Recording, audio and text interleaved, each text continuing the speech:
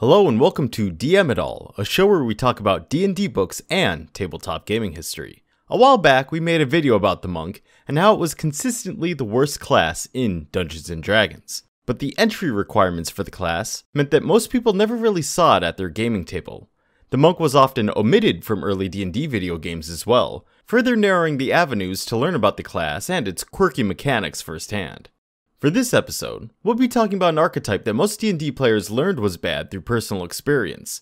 It's the original worst D&D class, the Thief, also known as the old school incarnation of the Rogue.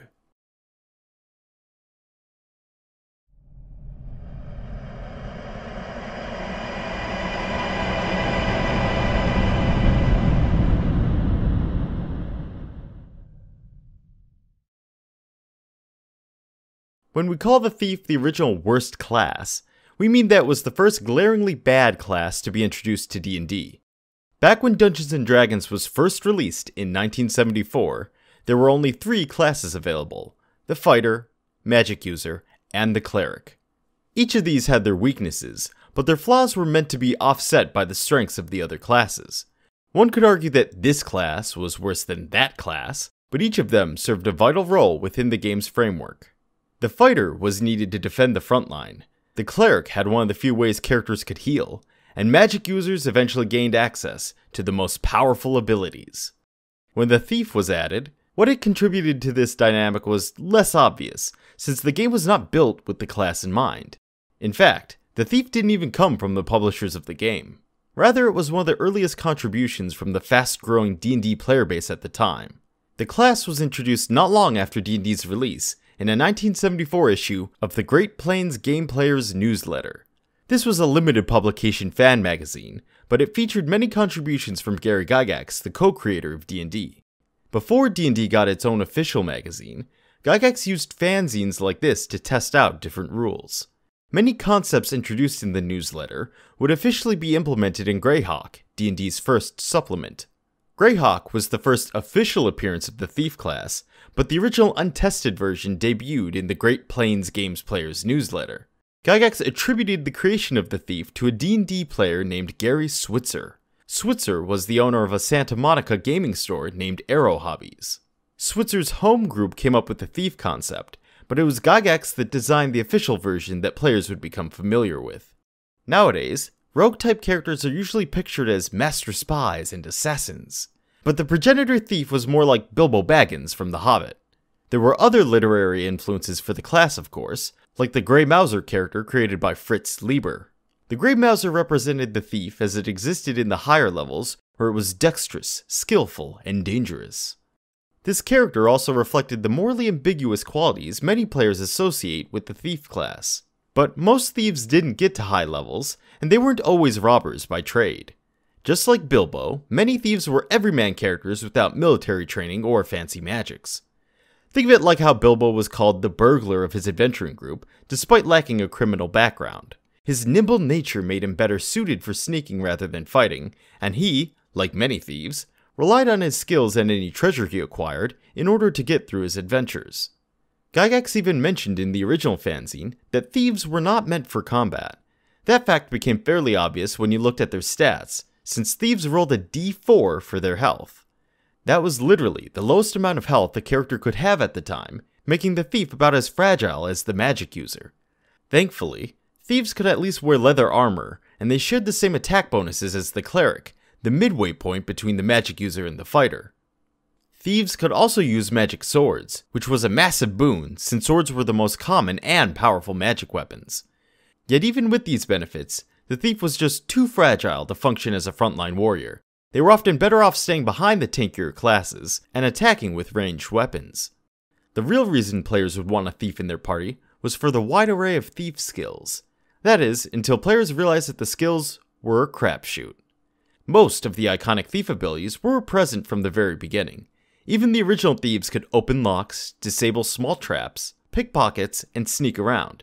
Additionally, they could listen through doors and climb steep vertical surfaces.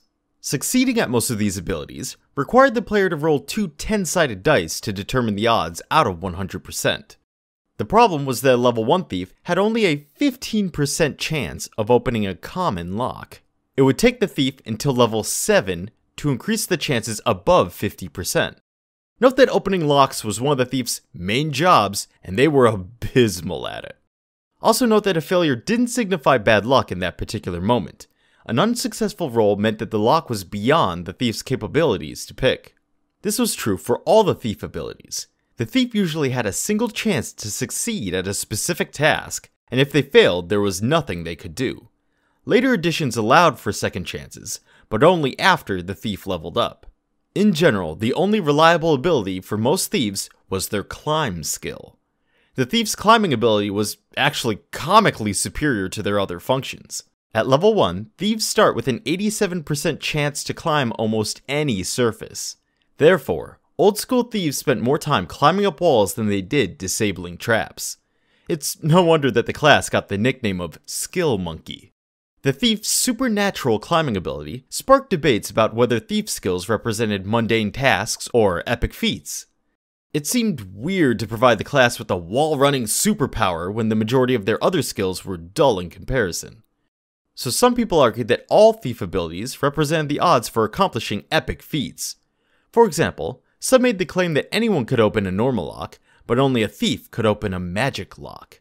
This made the Hide and Shadows skill reflect the chance to become invisible in darkness, the Listen skill representing supernatural hearing, and so on. However, there's nothing in the text to support these epic interpretations, and Gary Gygax clarified that most thief skills were indeed intended for mundane accomplishments. The epic feats argument is largely just wishful thinking from people who refuse to believe that the thief was this bad at their job. But the class eventually became competent if it managed to survive the low levels. That made it somewhat similar to the progression of the fragile magic user, except that high-level magic users could rewrite reality, whereas high-level thieves could finally pick locks at a reliable rate. Funnily, the magic user could replace the role of the thief through spells like knock and invisibility. And in most cases, these alternatives were better than the thief abilities since they were guaranteed to work. The thief was able to perform these functions an unlimited number of times, but the party rarely needed the abilities more than once or twice a day, especially because the game wasn't built around these duties needing a specific class to perform them. Casters could cheat the rules through their spells, but originally everyone could try their hand at each of the thief's abilities. This was because old school D&D was more about roleplay over stats when it came to handling interactions outside of combat. Instead of rolling for skills, players would often talk things out with the dungeon master. If the player could think of a plausible solution, it was assumed their character would be able to perform it. Players did roll dice at certain points, but Gygax suggested the DM determine the odds based on the situation. So players can manipulate their chances through some clever thinking, like snuffing out a nearby candle to hide in the shadows better. The thief, however, defined specific numbers to hit, and they couldn't be adjusted through roleplay. To make things worse, the odds of accomplishing these tasks were crushingly low. If a level 1 thief had a 10% chance of removing a trap, what were the chances for the classes that weren't trained for that particular skill? So it could be argued that the original thief took more away from the game than it added. But on the other hand, there are a lot of benefits to solidified skill systems in RPGs.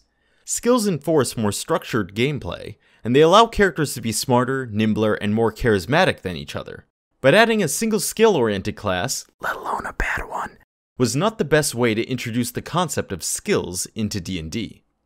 With that said, the thief's most egregious sin was how poorly it codified stealth mechanics in early D&D. Stealth is an important aspect in most RPGs nowadays, but was generally useless for most of D&D's history, and a lot of this has to do with the thief skills. First of all, stealth was based on two separate skills back then, one for moving silently and the other for hiding in shadows. Players would often have to roll both skills in order to pass a stealth check, because it didn't matter how quiet you were if an enemy could spot you out in the open. There were exceptions to this rule in certain circumstances, of course, like only needing to move silently if the guard is sleeping, or hide in shadows if a patrol is passing by. But most scouting missions required both checks, making stealth a downright foolish endeavor until the higher levels. Original D&D always played differently depending on the dungeon master, so not everyone interpreted the stealth rules this way. But the decision to have stealth involve two different skills is one that haunted the thief class for years to come. For those bold enough to send their thief on a scouting mission, We should note that they didn't have any great escape options either, making it easy for the class to get swarmed. The Thief's wall climbing ability was the only real escape tool unique to the class, and it wasn't much help in corridor-infested dungeons. Not to mention that separating from the rest of the party in general was usually a death sentence back then. Even beefy fighters couldn't last long on their own, and the Thief had significantly worse health and armor. The best way for thieves to improve their stealth outside of hitting max level was through magic. Thieves could be the recipient of an invisibility spell, or they could make great use of a magic item like the Boots of Elvenkind. But any of the other party members could also get these same bonuses as well. The Thief's poor stealth capabilities also hampered one of their iconic skills, the backstab. Thieves that were able to attack an enemy from behind received +4 to hit as well as double damage. This increased to triple and quadruple damage at higher levels. Again, original D&D was vague enough that thieves could perform a backstab just by being behind the opponent in standard combat. Advanced and basic D&D would later clarify that thieves could not backstab opponents that were aware of their presence. This meant that backstabs were performed via the terrible stealth mechanics rather than positioning. But not everything about the Thief was atrocious, as the Thief skills could be very useful at higher levels where the percentages were more reliable. And while the Thief could easily be replaced by the magic user, the class worked to offset some of the magic user's responsibilities. Spells were a limited resource, and the magic user had a wealth of options to choose from. With the Thief on the team, casters could avoid the spells that the Thief could replicate at will. One notable example was the Thief's ability to read languages, as they could understand 80% of all possible languages by level 3. This allowed the magic user to skip out on preparing the level 1 Read Language spell, and instead ready Magic Missile, Charm Person, or Sleep. At later levels, the Thief also got the ability to read magic scrolls, granting the class its own way of casting magic user spells. This element was likely a reference to characters like Cudgel the Clever, another fictional protagonist that inspired the Thief class. Cudgel was a roguish character from Jack Vance's Dying Earth series, the same books that inspired D&D's magic system. Cudgel was able to learn some magic after raiding a wizard's library, but he could only understand a handful of the simpler spells. This is probably why the Thief class had difficulty casting spells higher than level 7. Complex spells had a 10% chance of backfiring for the Thief, which would create the opposite effect. This still left the Thief with reliable access to powerful lower level spells like Haste. Being able to read magic scrolls was arguably one of the biggest benefits of the class, due to the potency of spellcasting in old school D&D. Having a class dedicated to using scrolls again freed up more of the magic user's repertoire for even greater spells. By now, you may have noticed that every advantage the Thief had was more or less about making the magic user stronger. The truth is that the Thief was basically a support role. It supplemented the combat abilities of the fighter and the utility of the magic user without outshining either of them. And the problem with this is that the cleric did essentially the same thing and was a million times more vital to the party, since thieves couldn't resurrect players or turn undead. So the Thief was always the fourth best option, but it still saw a lot of play regardless. It helped that the class had the fastest leveling progression, as it meant they could speed past their useless early levels. For better or worse, thieves were also the most accessible class in original D&D.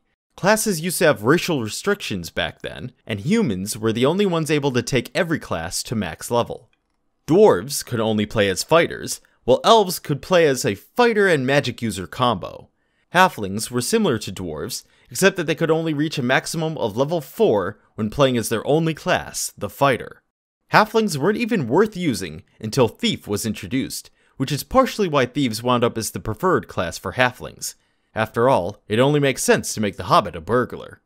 Class restrictions were intended to balance the racial abilities of each fantasy race, but most people felt the restrictions were too punishing.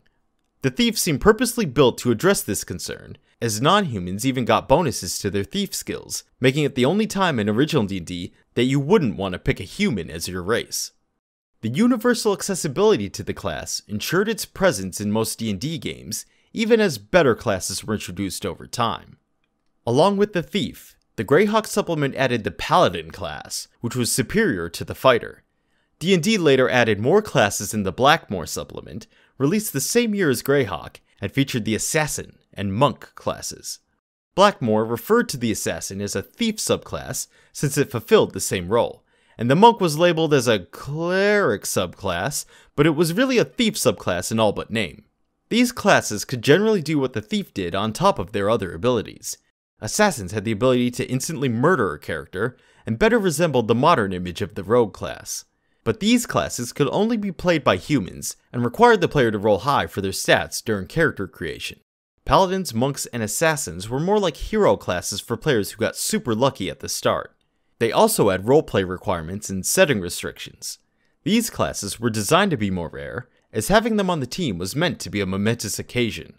Players who rolled characters with average or worse stats could always reliably pick fighter, magic user, cleric, or thief. So these four became the core D&D identities that were the backbone of the game.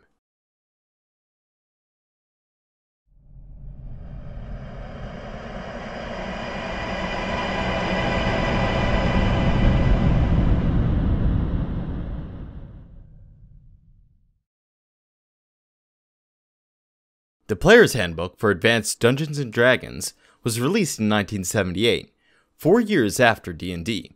AD&D as a whole was made with the intention of codifying and rebalancing the loose rules from original D&D for more structured tournament play. Believe it or not, this led to a lot of thief nerfs, as Gygax felt players were abusing the rules and straying too far from his much more down-to-earth image of the class. Wall climbing, for example, was now mostly reserved for coarse surfaces with ledges and cracks. This put an end to all the wall running, and robbed the thief of its only supernatural ability. Stealth mechanics were also made to be more realistic as well, as if the problem was that it was too easy. Hiding in shadows now required the thief to remain perfectly still, ensuring that it couldn't be used in conjunction with move silently. So instead of being required to roll twice to succeed at general stealth, the thief had to make a new stealth roll whenever they wanted to move or vanish from sight, which made exploring hideouts a painful experience. AD&D thieves also got worse at reading, as they went from a 10 to 25% chance of failure when attempting to cast not just powerful magic scrolls, but any magic scrolls. This made them much less reliable as backup magic users. The class also learned how to read 80% of all languages at max level instead of level 3. Now, they slowly worked their way up to 80% over time, achieving at max level a spell that magic users got at level 1. The thief's trap removal ability added a new rule that the thief first had to roll a separate skill check in order to even find the trap in the first place. Not only did this further limit the non-combat abilities of the other classes, it also meant that the trap removal was yet another task that required multiple rolls to succeed in. The only good news about this is that failing to disarm a trap doesn't mean the trap is automatically activated. Otherwise, the thief's new roll would have been an obvious sacrificial lamb. A positive change was that the thief was granted D6s for determining hit points. This finally gave thieves more health than magic users, and the class generally got beefier going forward. There were also many new lore features to build up the identity of the thief and its place within the D&D world. One example was a new ability called the Thieves' Cant, which was a secret language known only by members of the thief class. This premise was based on an actual historical code that was developed around the 1500s during the Elizabethan period. The language was used to talk and write about misdeeds while keeping the law unaware. Kingdom management was also a major feature of AD&D, as fighters could eventually set up their own kingdom. Thieves, on the other hand, could build the headquarters for a thieves' guild in a nearby town. After building the structure, the thief would attract up to 24 followers. Then they could start a gang war with the existing thieves' guild within the region. The war would not end until the player character left the area or one side was completely wiped out. We should also briefly mention Unearthed Arcana, a book Gygax wrote to expand the AD&D rules. One notable addition was the Thief Acrobat, an option for thieves at level 5 that allowed them to stop leveling their thief skills and instead focus on acrobatics. The Thief Acrobat and most of the other Unearthed Arcana additions were intended to be part of 2nd edition AD&D, but they were left out due to Gary Gygax leaving D&D's publisher. Though the Thief Acrobat never became a core class, many of its abilities would be associated with the Thief in later editions, including balancing, high jumps, and tumbling. When 2nd edition AD&D was released in 1989, it may have ignored the Thief Acrobat concept, but it did end up improving on the AD&D Thief. The biggest addition was skill customization. At first glance, this class appears to once again have pathetically low chances of accomplishing its skills. But the 2nd edition Thief starts out with a large pool of skill points to allocate on top of the default values. Each point invested improves a skill by a single percentage. Thieves also got more points as they leveled, letting them decide how their skills developed instead of following a set skill table. 2nd edition Thieves still got the same number of total skill points as previous incarnations, so this version of the class still wasn't that great. A player could get to a 50% lockpicking chance by level 3 instead of level 7, but it required pumping most of their points into that one skill. So rather than being terrible at every skill but wall climbing, the Thief finally had the chance to do maybe 1 or 2 things a bit better. Speaking of wall climbing, the 2nd edition Thief featured the return of supernatural wall running. The text here flat out says that anyone can climb a wall, but only a thief can climb smooth surfaces without any climbing gear. 2nd edition clarified that the thief's ability to detect noise was also above the average person's capabilities as well. This helped to set up the superhuman perception skills of the modern rogue. While the 2nd edition changes in general help create a more epic interpretation of the class, the superhuman concept wasn't consistent in all the thief skills. For instance, this version of the thief could still only pick non-magical locks and disable normal traps. One practical buff to the class was given through the Hide in Shadows skill. It now counted for any form of concealment, whereas in 1st edition AD&D, it only applied specifically to hiding in shadows. This change granted the skill more use in forests and other areas, and further established the thief as a master sneak regardless of their environment. No longer did thieves have to form a guild at higher levels either. They could instead build a location to house their heirlooms, and attract like-minded adventurers to be their followers. We should also mention the 2nd edition quote-unquote kits, as they featured the return of the Thief Acrobat concept. Kits were alternate forms of progression for specific classes, and they functioned similar to the archetypes of 5th edition. On top of being able to focus more on acrobatics, these kits also allowed thieves to become buccaneers, beggars, investigators, and spies, among other things. 2nd edition tried to redefine D&D as a more heroic game overall, and it featured the first attempts to push the thief away from its more base, criminal connotations. These lore variations set the stage for the upcoming 3rd edition. Before we transition to that though, we should discuss the basic D&D version of the Thief. Basic D&D was the simpler alternative to AD&D, catered towards newer players. Basic D&D was essentially a continuation of the original game with simpler rules. The most obvious example of this philosophy was that races now functioned as classes. This change made it so that only humans could be thieves now, as a dwarf counted as a dwarf class, but thieves still saw a lot of play regardless. This was due to the fact that Basic primarily focused on the 4 core classes, with the fantasy races being variations on the fighter and magic user. Basic D&D, being a divergent evolution of original D&D, mostly ignored advanced D&D's progression and changes. One notable example being the thief's health pool, as Basic kept the thief at its measly D4 hit points. Basic and its additional supplements further clarified the murky stealth rules from original D&D, and retained the rolling twice for a single stealth check rule. Basic inevitably cribbed a few ideas from AD&D over time, however. The most notable example was the thief's ability to become guildmaster at higher levels. The basic thief had more options in this regard though, as they could choose to lead or bribe any existing guilds in the region, instead of starting an unavoidable gang war. They could also avoid guild leadership entirely, and become a traveling thief, known as a rogue. Speaking of which...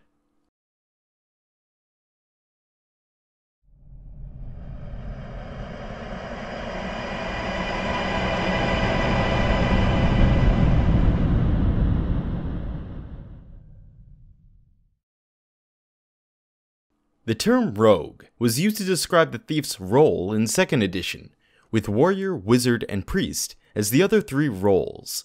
But this was essentially a more vague label to categorize the other skill-based classes, like the bard, the 2nd edition hero class alternative to the thief. But 3rd edition was the first time the thief class itself had fully transformed into the rogue. This wasn't just a name change either, as 3rd edition emphasized that rogues could be many things aside from thieving criminals. While previous editions had provided alternative careers for the thief, they were no longer exceptions to the rule. 3rd edition was based on AD&D in principle, but it sought to capture the same spirit with a rules overhaul. The most notable change in regards to the rogue was the addition of the skills system. The 3rd edition skill system had players budget a set amount of skill points towards abilities they could use outside of combat. They got more of these points as they leveled. While it might look like a natural continuation of the 2nd edition Thief and its points distribution system, 3rd edition skills were largely a different beast, abandoning 100% totals and being available to every class in the game. Universal skill systems had already been introduced to D&D multiple times by this point, but most previous attempts were optional and avoided incorporating the Thief's class features. The Thief, therefore, acted as a limiting factor for the other skills, since D&D designers were wary of drastically overhauling classes back then. 3rd edition's Fresh Start presented an opportunity to fix many antiquated designs, including the awkward Thief percentage tables. Now skills, like most things in 3rd edition, were changed to function more like attack rolls. Everything was based around the D20 dice, which is why 3rd edition was also referred to as the D20 system. 3rd edition gave other classes access to most of the traditional Thief abilities, but the Rogue got the most skill points to distribute, as well as the longest list of class-specific skills. Whenever a player upgraded a class skill not associated with their particular class, the bonus was essentially halved. With an abundance of class skills available to them, rogues rarely had to worry about this penalty, allowing them to grow significantly faster than most other classes. The new skill list not only included most of the old school Thief skills, but also added fresh new abilities. The skill list generally tried to be comprehensive and cover any non-combat scenarios that players might encounter. The list was a bit too comprehensive though, as there were originally 45 skills to keep track of as you leveled. This created a lot of weaknesses for characters, especially at higher levels where the gap between a skilled and unskilled character was broadened significantly. The Rogue had the easiest time with this skill system though, thanks to the truckload of points they were given. Rogues didn't even have to take most of the classic Thief abilities if they didn't want to. This was the first edition that allowed rogues to be more of a diplomatic class, thanks to the variety of social skills. As for the classic Thief abilities, most of them were improved from their previous incarnations. At long last, magical traps could be disabled, which actually became the defining feature of the Rogue class specifically. Instead of using scrolls, rogues could now use any magical device through a successful skill check.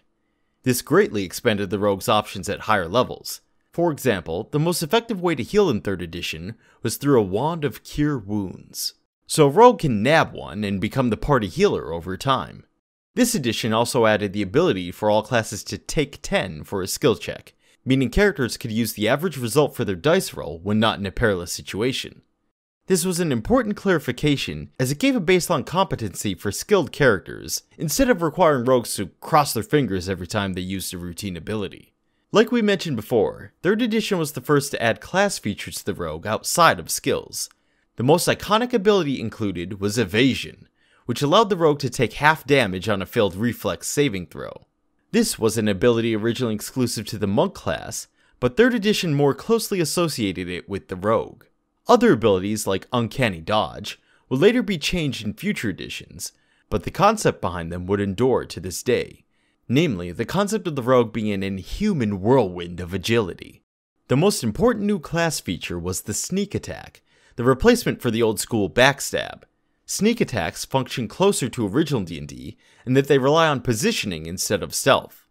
To pull off a sneak attack, the rogue merely needs to be flanking an opponent. This meant there had to be an ally fighting an enemy from the opposite side.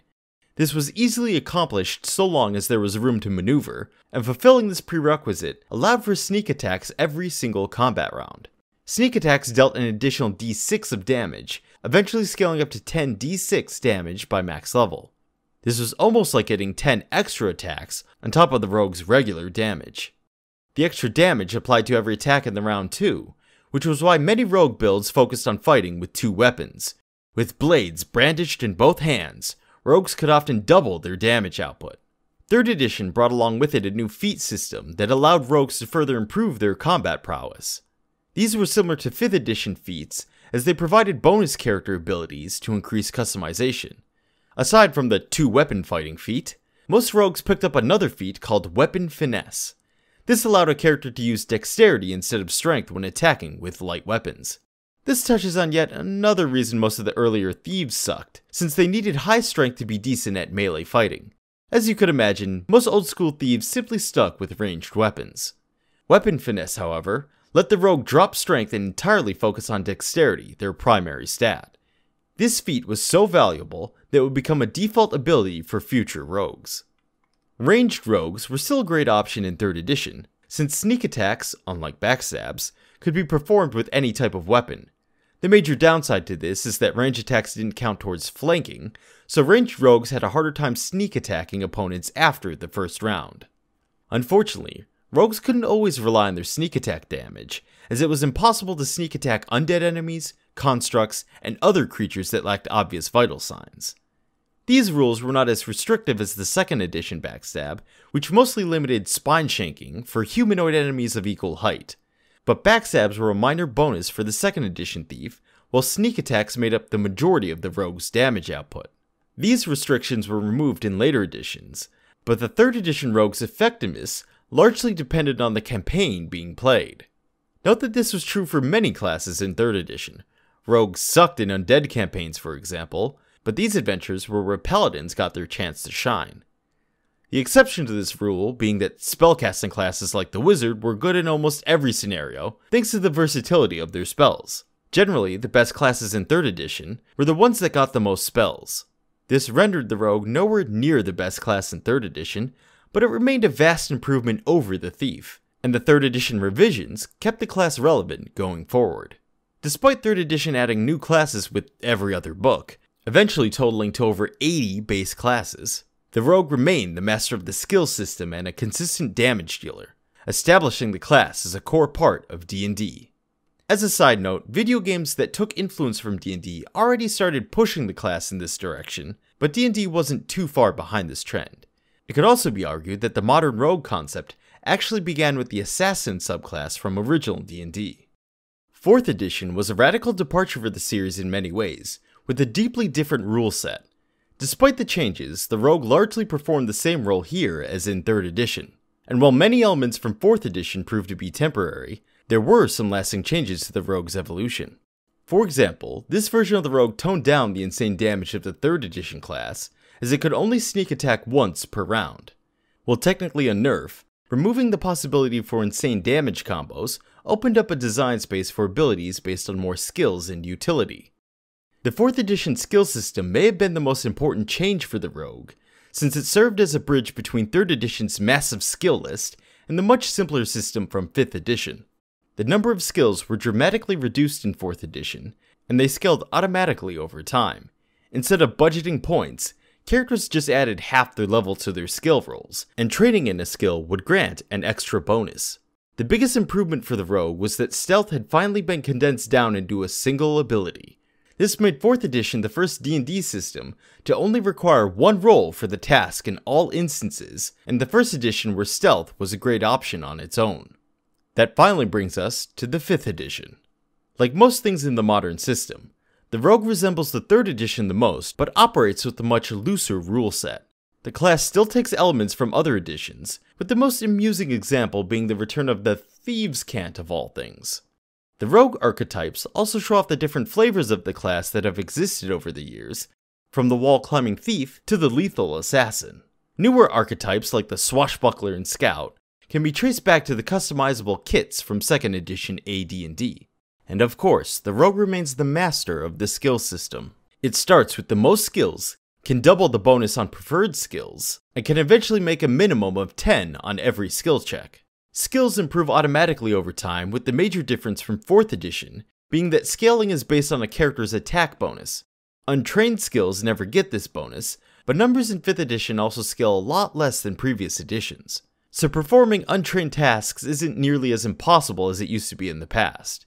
Skill usage is also largely up to DM discretion in 5th edition, which is great for rogues since DMs have been historically more forgiving on the class than D&D's publishers. The one exception is that the stealth skill retains the most amount of rules, probably because it is the easiest skill to abuse. Note that even in 5th edition, stealth is not invisibility. You still need some form of concealment, and you generally can't enter stealth in the middle of combat. Ironically, these restrictions are trivial compared to most of the older stealth rules. Modern rogues also now have the ability to move or hide as a bonus action. This means that rogues are not only better at stealth, but they have more viable escape options when a stealth check should fail. The rogue's sneak attack was not only better when made from stealth, but also received several beneficial changes of its own. Flanking is easier to pull off as the rogue only needs an ally within 5 feet of their enemy, and sneak attacks could also be accomplished whenever a character has advantage over an opponent. The concept of advantage existed in 4th edition, but it was more of a mechanical effect. In 5th edition, advantage can be based on the narrative. If you have the upper hand in some way and your opponent doesn't, you get advantage. Advantage itself allows any character to roll twice and take the superior of the 2 results, so adding a sneak attack to the offensive makes the rogue especially deadly. Like most 5th edition classes, the modern rogue is a logical refinement of the earlier versions that incorporates most of the iconic elements. But the real turning point for the class was the thief to rogue rebranding in 3rd edition. It was more than a name change, it was a signal that the class was in need of a dire redesign. When we discussed the monk, we detailed a list of class features that remain largely unchanged for most of D&D history. The thief story, on the other hand, is largely about the abandonment of the thief as it was originally conceived. It might be because the thief was more commonly played, and everyone had one story or another where the class's lackluster abilities became obvious and dragged down player enjoyment.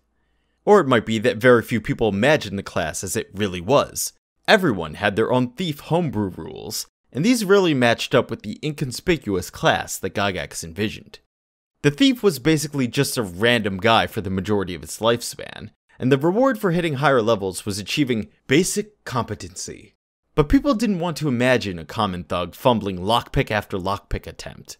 They wanted to play as legendary scouts, infiltrators, acrobats, and assassins that could strike a target and then vanish like the morning mist. Basically the fantasy version of a ninja. So when the thief class finally transformed into the rogue, it had become what players imagined the class to be all along.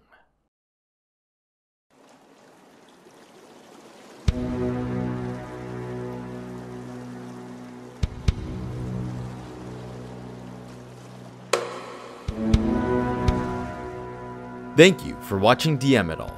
What are your thoughts on the thief/rogue? Did you appreciate the humble beginnings of the class, or are you glad the rogue moved beyond them?